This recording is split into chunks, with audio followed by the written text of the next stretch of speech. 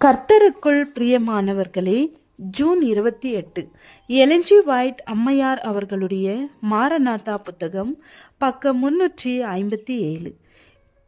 இன்றைய தியானத்திற்காக தெரிந்து கொள்ளப்பட்ட தலைப்பானது புரொட்டஸ்டன்ட் மார்க்கம் போப்பு மார்க்கத்தோடு இணைகிறது. வசனம் வெளிப்படுத்துதல் 17வது அதிகாரம், வசனம் 12-13. நீ கண்ட 10 கொம்புகளும் 10 ராஜாக்களாம். இவர்கள் இன்னும் ராஜ்யம் பெறவில்லை. இவர்கள் மிருகத்துடனே கூட 1 மணி நேரம் அளவும் ராஜாக்கள் போல அதிகாரம் பெற்றுக் கொள்ளுகிறார்கள். இவர்கள் ஒரே யோசனையுள்ளவர்கள். இவர்கள் தங்கள் வல்லமையையும் அதிகாரத்தையும் மிருகத்திற்கு கொடுப்பார்கள். இறுதி நெருக்கடி நேரத்தை நாம் நெருங்கும் பொழுது ஆண்டவரது கருவிகளாக பணி செய்கின்றவர் மத்தியில் ஐக்கியமும் இணக்கமும் நிலைத்திருப்பது அந்த கணத்திலே முக்கியத்துவம் பெற்றதாகும். உலகம் கொந்தளிப்பாலும் யுத்தத்தாலும் ஒற்றுமையின்மையினாலும் நிறைந்திருக்கிறது.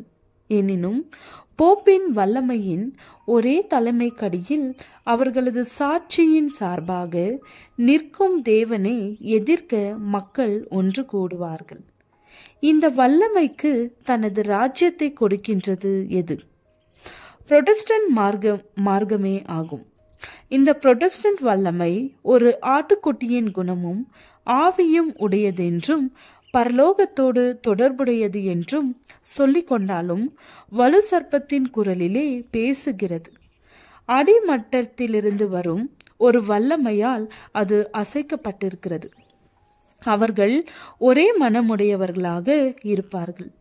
உலகம் முழுவதும் ஒரே ஐக்கியத்தில் ஒரு மாபெரும் இணக்கத்தில் சாத்தானின் வல்லமையின் ஒரு நேச கூட்டுறவில் இருக்கும் அவர்கள் தங்களது வல்லமையையும் அதிகாரத்தையும் மிருகத்திற்கு கொடுப்பார்கள்.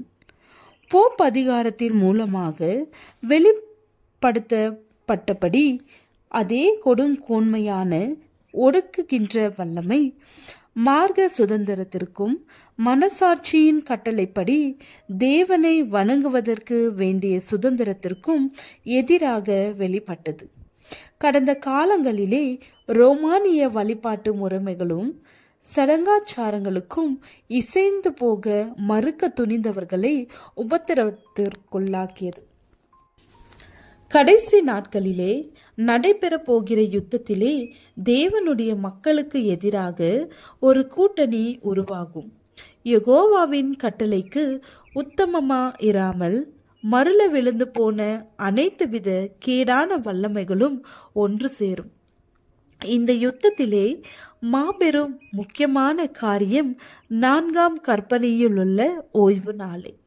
ஏனெனில் இந்த ஓய்வு நாள் கட்டளையிலே பிரமாணத்தை கொடுத்த மகாதேவன் வானத்தையும் பூமியையும் படைத்தவர் என்று தம்மை அடையாளம் காட்டுகிறார்.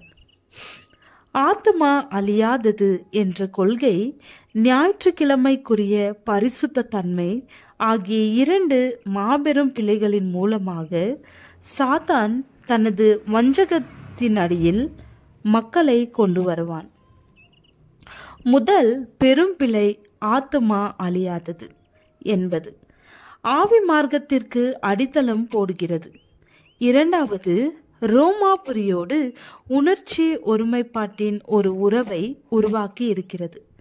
அமெரிக்க ஐக்கிய நாட்டிலுள்ள புரொட்டஸ்டன்ட்டுகள் ஆவி மார்க்கத்தின் கரத்தை பற்றி பிடிக்கத்தக்கதாக பெரும் பிளவிற்கு குறுக்கே தங்களது கரங்களை நீட்டுவதில் முன்னணியில் இருப்பார்கள். இந்த 2 வல்லமைகளும் சேர்ந்து மாபெரும் பிளவிற்கும் அப்பால் இருக்கும் ரோம வல்லமையோடு கைகோர்க்கும்.